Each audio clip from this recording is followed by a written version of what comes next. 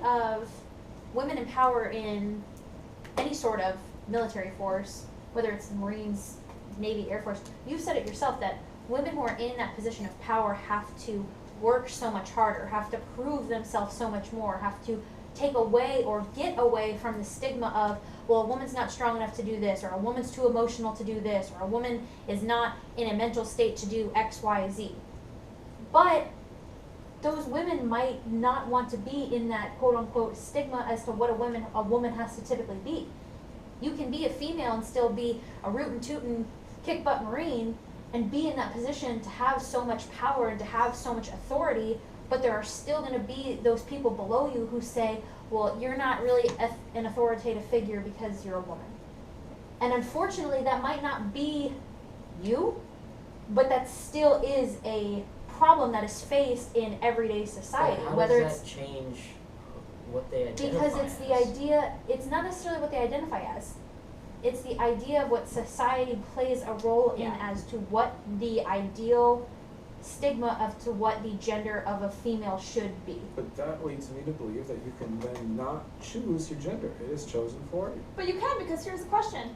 When you see there's a lot of females out there who may or may not be lesbian, who cut their hair short, who you could not tell the difference of whether their sex was male or female. Right.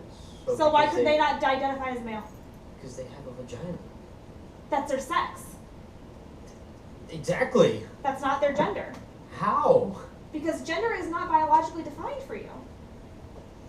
So getting back to the... So they fall under the male gender roles. Mm-hmm.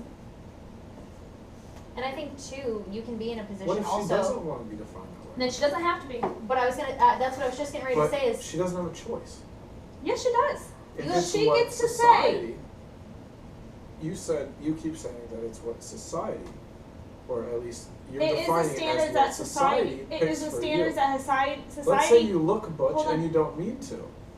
And you want to be a woman, but then you can't because you said it's what society places But on here's you. the But thing: you is can that I also think that's what. choose to be a gender neutral person.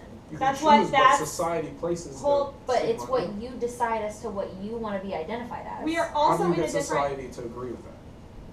At the end of the day, you can't force someone to necessarily do something that they don't want to do, but you as a person get to say that I identify not necessarily That's as not Here's gender. what- We're not defining gender here's- here.